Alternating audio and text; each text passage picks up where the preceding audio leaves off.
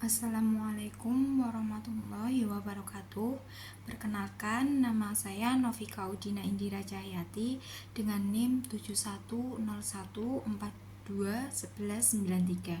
Pada kesempatan kali ini, saya akan membawakan berita dengan tema Petaka Dunia Semakin Nyata dengan adanya krisis ekonomi yang berada di negara Inggris seperti tahun 2008 silam. Krisis ekonomi yang terjadi di negeri Inggris kini semakin nyata dan mendalam.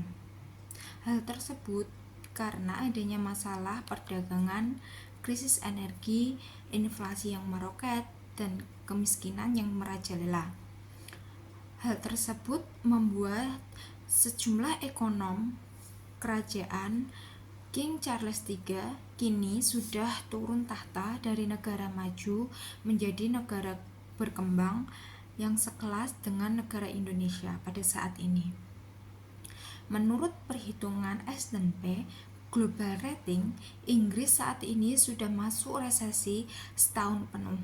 Dalam laporan yang diterbitkan pada hari Selasa kemarin, S&P memprediksi Bank Sentral Inggris atau Bank of England akan menaikkan tingkat suku bunga dari yang saat ini yaitu 2,25% menjadi 3,25% pada bulan Februari 2023 sebagai upaya untuk memperbaiki situasi tersebut dan menurunkan tingkat inflasi ke level 2%. Krisis di negara Inggris ini bukan semata-mata dipicu oleh kebijakan kontroversial dari Perdana Menteri Liz Truss yang menakuti pasar dengan paket stimulus ekonomi pemotongan pajak senilai 48 miliar US dollar tanpa pengurangan pada belanja negara. Mayoritas ekonom sepakat bahwa persoalan di negara Inggris ini lebih struktural, serius, dan jauh lebih dalam dari sekedar yang nampak seperti inflasi tinggi dan pound sterling yang turun drastis. Semua dipicu oleh tindakan dari Perdana Menteri Boris Johnson yang menarik keluar Inggris dari keanggotaan Uni Eropa pada 1 Januari 2020 lalu.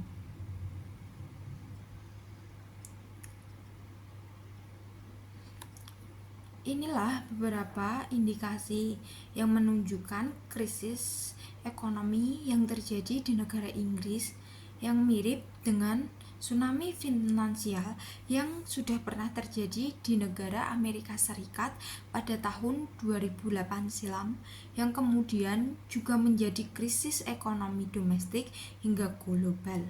Yang pertama, adanya kesengsaraan di mana-mana. Mengutip dari The Guardian, banyak anak-anak sekolah di negara Inggris kelaparan. Bahkan mereka rela mengunyah karet karena keluarga mereka tidak mampu menyediakan makan siang. Studi Money Advance Trust memuat hampir 20% orang dewasa di Inggris menunggak tagihan hingga naik 3 juta atau sekitar 45% sejak perhitungan terakhir pada bulan Maret.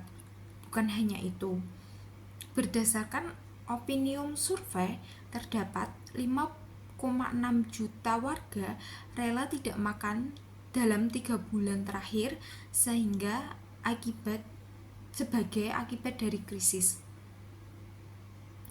Jejak pendapat dilakukan oleh 2.000 orang dewasa di Inggris pada bulan Agustus.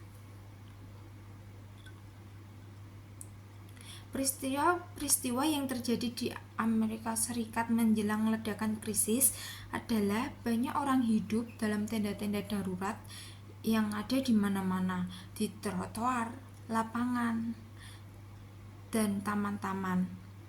Warga Amerika Serikat tidak hanya jatuh miskin dan tidak bisa makan, tetapi juga menjadi gelandangan akibat tidak kuat membayar cicilan kredit kepemilikan rumah yang naik akibat bunga bank yang meroket.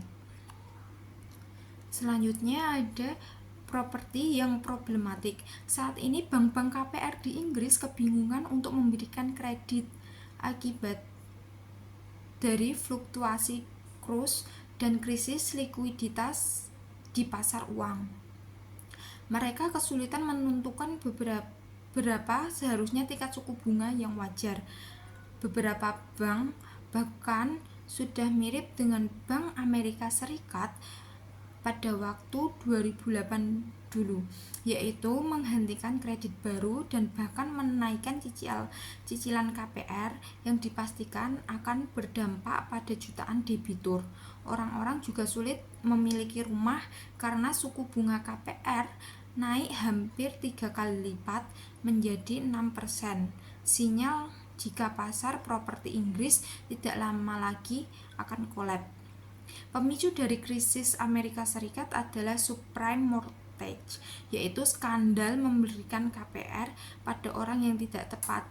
Krisis meledak akibat Bank Sentral dari Amerika Serikat beralih dari stance suku bunga rendah ke tinggi, yang akibatnya KPR macet di mana-mana dan menyapu bersih semuanya.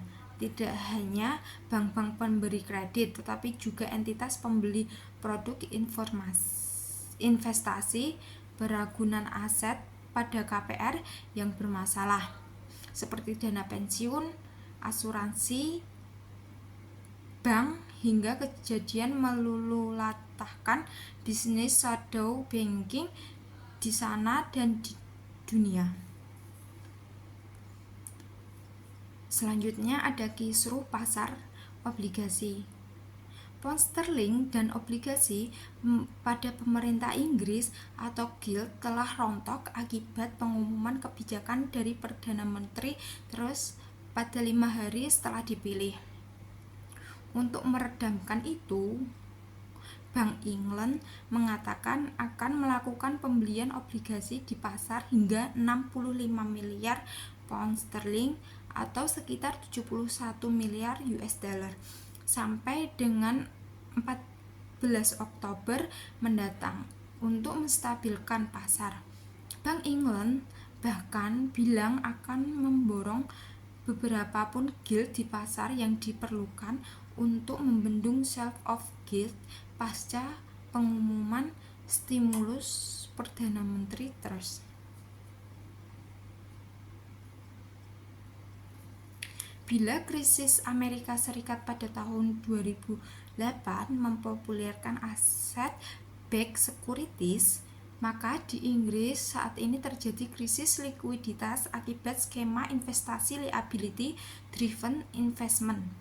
Nilainya mencapai 1,5 triliun pound sterling, di mana 1 triliun diantaranya telah diinvestasikan dalam gilt dan obligasi lainnya. Jadi, dana pensiun di negara Inggris membeli gilt untuk kemudian digadaikan, di mana hasil uang kembali dibelikan gilt. Begitu pula sebaliknya. Maka ketika harga gilt turun, para perope ini kebingungan untuk bisa menjaga margin kepemilikan barang, dan di sisi lain mereka tidak punya dana untuk membayar pensiun. Dari hal tersebut munculnya sinyal petaka pada finansial. Bank of England sudah mengingatkan bahwa kebijakan pemerintah negara Inggris telah menakuti investor. Bank sentral bahkan menekankan runtuhnya kepercayaan dalam ekonomi. Hal tersebut bisa menimbulkan resiko material bagi stabilitas keuangan Inggris. Sementara Dana Moneter Internasional sudah mendesak negara anggota G7 lainnya untuk mendorong Perdana Menteri Truss meninggalkan rencana paket stimulus pajak dan justru mencari pinjaman untuk menutup biaya belanja tersebut. Sekian dari saya. Wassalamualaikum warahmatullahi wabarakatuh.